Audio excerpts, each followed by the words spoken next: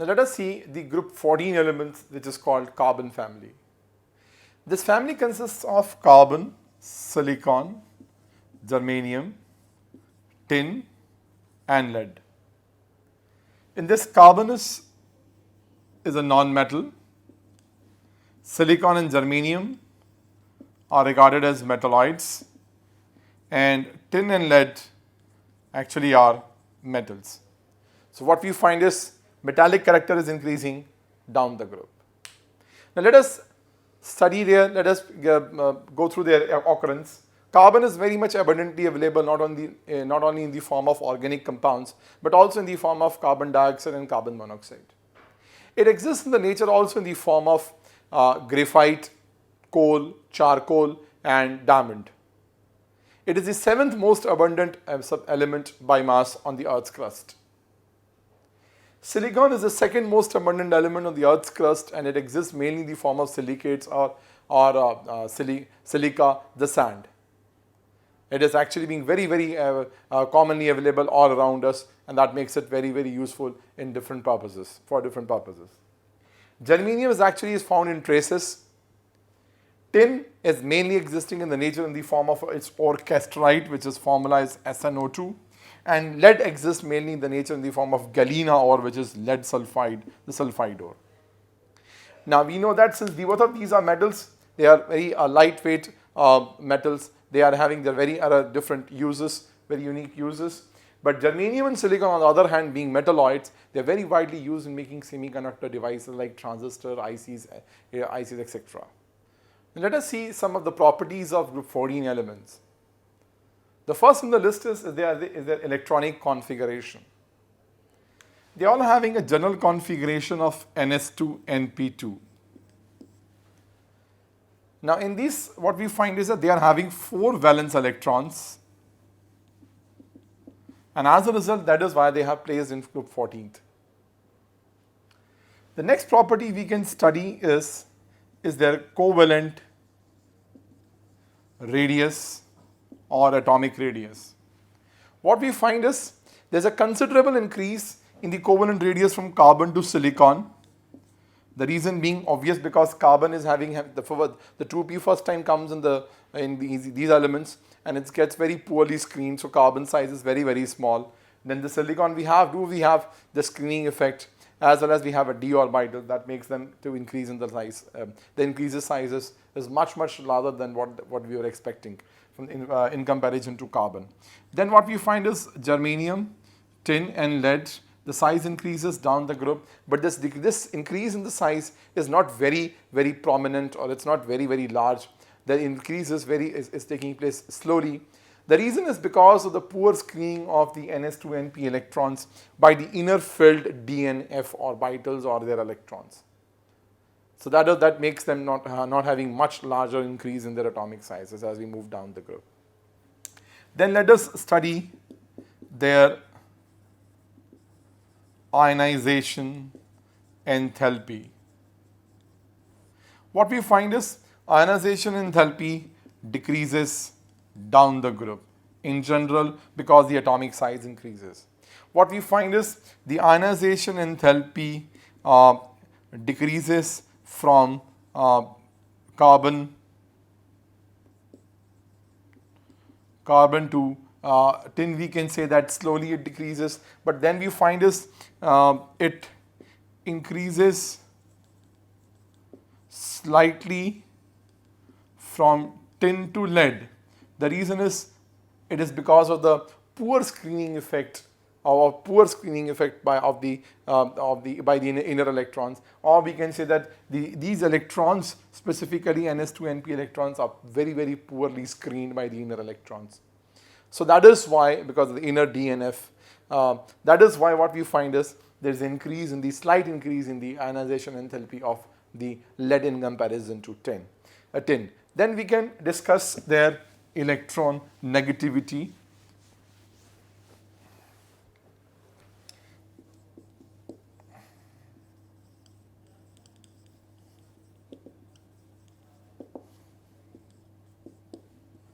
Now what we find is their electron negativity is much more than the group 13 elements, and it decreases down the group because the atomic size increases.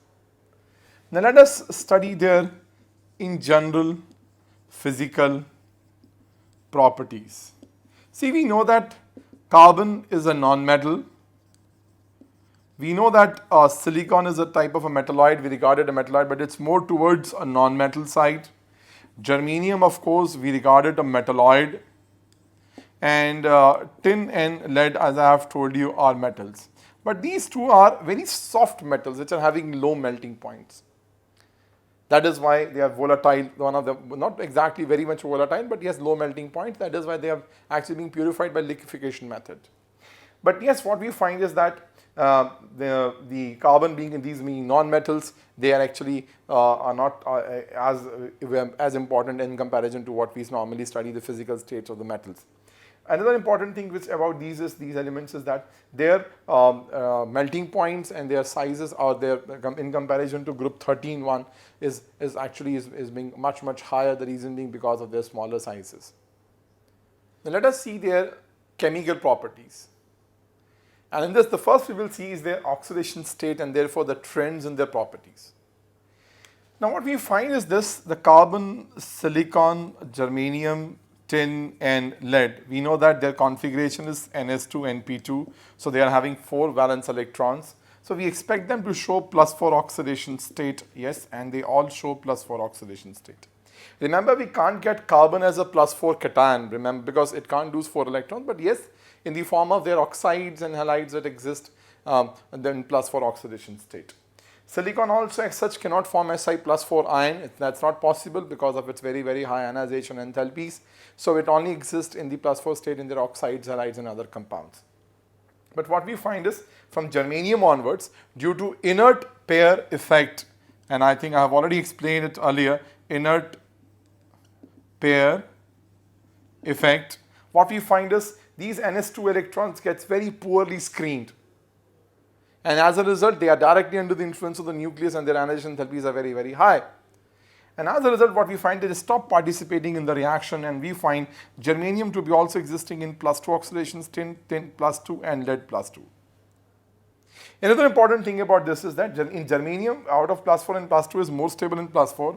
Tin out of +4 and +2 is more stable in +4, whereas lead out of +4 and +2 is more stable in +2. The reason being because of the lanthanoid contraction or because of the fully filled the 4s or 4f orbitals, then they are due to the poor screening effect. The D are under the direct influence of the 5D are under the direct influence of the nucleus, and again because of their poor screening effect, what we find which comes 5D is the 6s of lead, that comes under the direct influence of the nucleus. As a result, the screening effect, poor screening effect, is much more prominent in case of lead, and that is why lead +2 is more stable.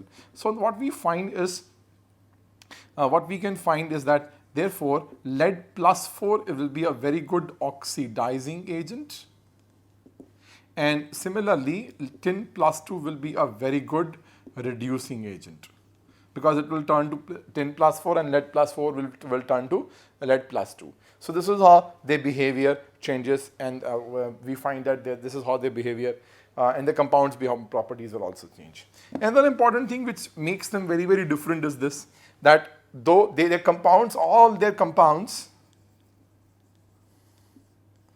will be electron precise, because they are having 4 valence electrons, all 4 are shared, so their octet gets completed. So they will be neither coming into the category of electron deficient nor will be coming in the category of electron rich, having lone pairs, etc. So they form electron precise compounds. And what we find is this, that yes, being spite of forming the electron precise compounds, carbon cannot extend its octet, The reason being it's not having D. Yes, they all can extend octet. So what we find is silicon form SiF6 2-. They can also form, we can have this germanium existing in the form of OH6 2-. It can form Gl6 2-. So they can go beyond 4, they can go to 6 coordination number and can have compounds formed with sp3d2 hybridization. Now let us see their reactivity towards oxygen. They all, when heated with oxygen, form oxides which are of two types, monoxide and dioxide. Carbon forms dioxide, carbon CO2, SiO2, GeO2, SnO2 and PbO2. Whereas carbon also forms monoxide. Silicon's monoxide doesn't exist at room temperature, it exists at a very high temperature. Germanium forms GeO monoxide, tin and lead also forms monoxide. What we find is this, that yes, this is completely acidic in nature. In fact, what we can write is that they all are acidic and they are amphoteric. Carbon monoxide is neutral and this germanium is acidic and tin and lead are amphoteric. So this is how what we find is this, that the acidic character is also decreasing down the group, the reason being atomic size increases, and this is how they differ in their properties, the monoxides and dioxides. Let us see their reactivity with water. The carbon, silicon and the germanium have no effect or they are unaffected with water. It is only the tin which reacts with steam and forms tin oxide and forms hydrogen gas. We can make it twice like this. Even lead is not affected with water. The reason being probably it forms a layer, protective oxide layer above on its surface that prevents its reaction with water. Now let us see their reactivity towards halogens. They all react with halogen on heating and they form halides of two types, tetrahalides and dihalides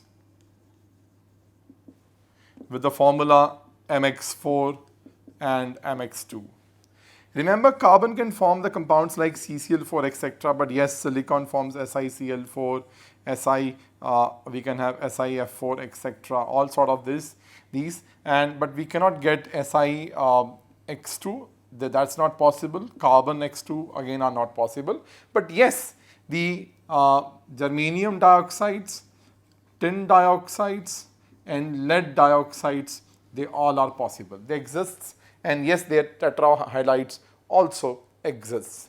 What we find most interesting is, like if we compare SnCl4 and SnCl2, we know that out of these, definitely this SnCl4 is having a more covalent character because tin is present in its +4 oxidation state, so its polarizing power is much higher, and that makes these tetrahalides less soluble in water. Whereas dihalides, which are having the central atom in the lower oxidation state, is having a low polarizing power, there is more ionic character, they are more soluble in water. Another important thing is that these will be found to be a little bit more basic, they will be found to be more acidic. This is how their properties differ, and we can describe or we can explain these properties on the basis of the Fazan's rule. Another important thing about these halides is that except the carbon halides, because of its absence of the d orbital, they doesn't get hydrolyzed. If we put them in water, nothing happens. But whereas all the rest of the tetrahalides, they easily gets hydrolyzed. Like if I take the example of SiCl4 with water, we know that since it can accept one more pair of electrons from oxygen because it can extend its octet silicon, it easily gets hydrolyzed. So ultimately it forms this one. It's all its chlorine being replaced by 4 OH groups, and we get corresponding HCl. So they gets hydrolyzed because of the presence of the d orbitals, whereas this is not possible in case of the tetrahalides of carbon. Now, one more thing which is again we need to understand in this is in the tetrahalides and dihalides, that the out of the tetrahalides and dihalides of tin, yes, its tetrahalides will be much more stable. The reason being tin is more stable in its +4 oxidation state.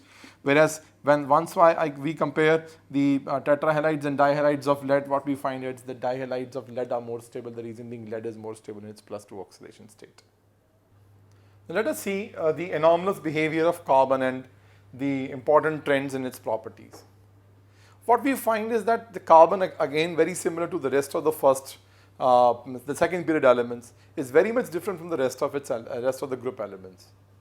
The reason is because of its very small size, high electronegativity, high ionization enthalpies, and the absence of d orbitals. Now, that these all factors together make this carbon very, very different. There are two more properties which make this carbon very different from the rest of the other group members.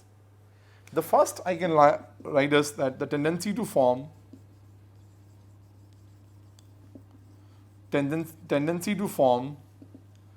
p-pi bond. When two carbon atoms comes very close to form a sigma bond, their pz orbitals or py orbitals also get sideway overlapped, and they lead to the formation of the second type or the other type of the sigma covalent bond, which is called a pi bond. Now this p-pi bond, this gives carbon a very unique property. We know that because of this only the carbon forms the multiple bonds, double, triple, multiple bonds, and it is able to exist in the very different kinds of compounds. This property we can't find doesn't find in case of silicon and other group members. The reason being their size gets much larger. So even if they come very close to each other while forming a sigma bond, the side overlapping of their pz or py orbitals doesn't take place. That is why what we find is that CO2 is a gas and SiO2 is a solid. That will be explained again to you later on, because silicon forms two pi bonds with the two oxygen atoms, whereas silicon cannot form since pi bonds with oxygen. It combines with four oxygen atoms, which in turn combines with one more silicon, and thus they forms a large network structure, because of which SiO2 becomes solid. The second property which makes carbon unique is the tendency to combine with the same kind of atoms, own kind of atom, which is called catenation. Carbon is having in the whole periodic table the highest catenation tendency. The tendency to combine with its own kind of atoms. What makes carbon to form a high catenation tendency is its very strong carbon-carbon sigma bond of almost a bond enthalpy of 434 kilojoules per mole. What we find is this carbon, its carbon's bond, sigma bond with the rest of the elements are compared with what it forms with the other carbon atoms. What we find is that its bond enthalpy is much larger than higher than what we find is the bond enthalpies of the carbon with any of the atoms of the other elements. So that is why what we find is carbon becomes much more stable. And this catenation tendency is the one which is responsible for making this carbon to be unique and in forming so many millions and millions of compounds in the organic chemistry. Now let us see the allotropes of carbon. We know that carbon exists in many allotropic forms, diamond, both crystalline and amorphous. Diamond and graphite are the crystalline allotropic forms, which are also called their polymorphic forms. Whereas in amorphous forms, it exists in the form of carbon, coke, amorphous carbon, charcoal, etc.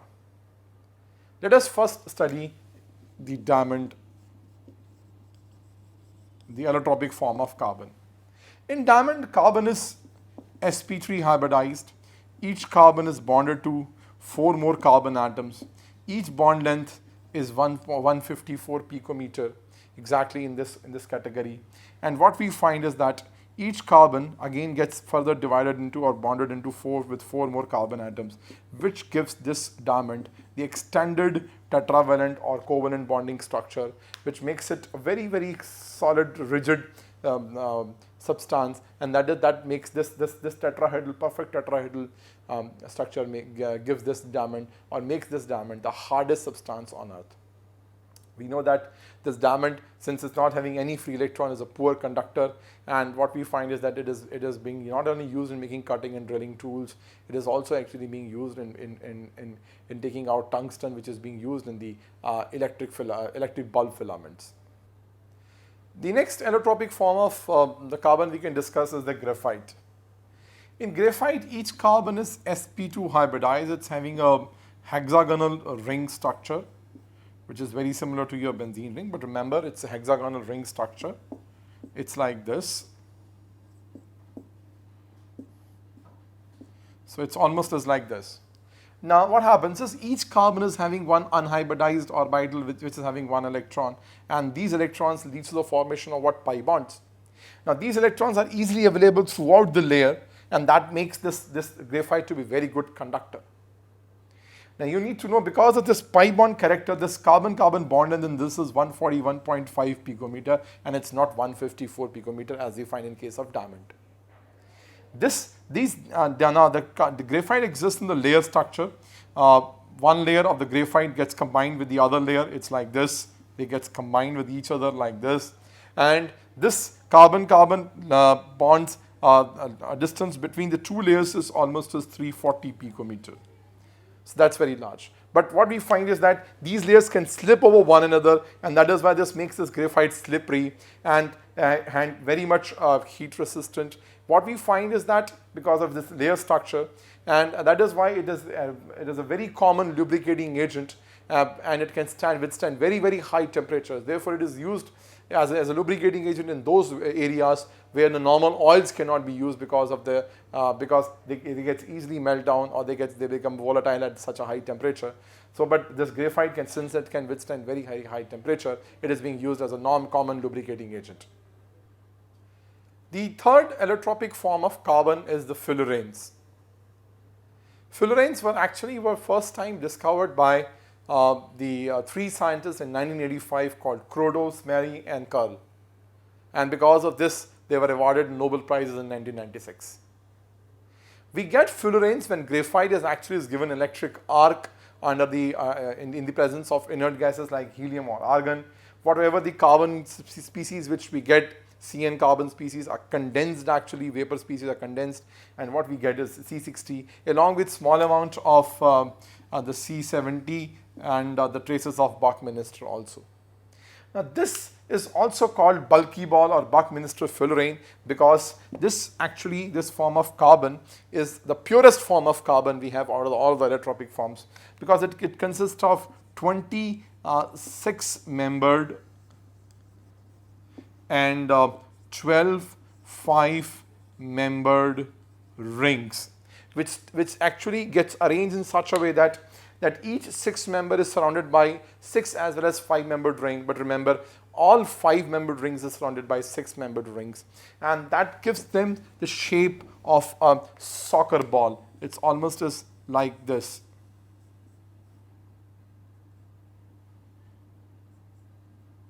It's almost as like this. So it is actually like this, and this is how it takes the shape of a soccer ball, bulky ball we call it, and that is why it is actually normally called bulky ball also, or Buckminster fullerene.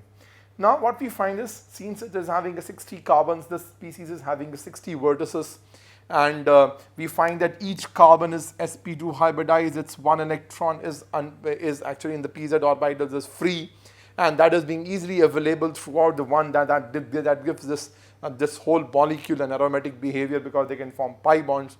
And that is why what we find is that carbon-carbon single bond in this is 143.5 picometer, and carbon-carbon double bonds are 138.5 picometers, 38.3 sorry picometer. So they have both single and double bonds. They form almost a large aromatic species. They bonds with they are existing in the form. They are formed by the condensation of the sooty films which we get out of the graphite, and this makes this graphite, this Buckminster or bulky ball, very, very special. Now let us see the uses of carbon. The carbon is extensively used in different forms. The graphite fibers embedded in the plastic material, that gives a very strong, substance of a very high strength and composite properties. And that is what it is being used in making tennis rackets, fishing rods, aircrafts, chopper blades, etc. We know that graphite, since it's a good conductor of electricity, is also used in making electrodes in our electrochemical cells. We also know that the coke, which is also is used in the form of a very, very important reducing agent. Its oxides in the form of carbon monoxide is also used as an reducing agent. We also know the charcoal, the activated charcoal or the porous charcoal is a very, very good absorber and is actually not only being used to decolorize the sugar, and it is very, very otherwise widely used as a major absorbing substance. So it has this carbon is having a lot of variety, a lot of uses. We know the carbon in the form of a diamond is used as a very precious stone, and it is used in making jewelries. And that diamond is actually being measured in the form of carats, and 1 carat we know that is equal to 200 milligrams. So this is how it has a variety of uses.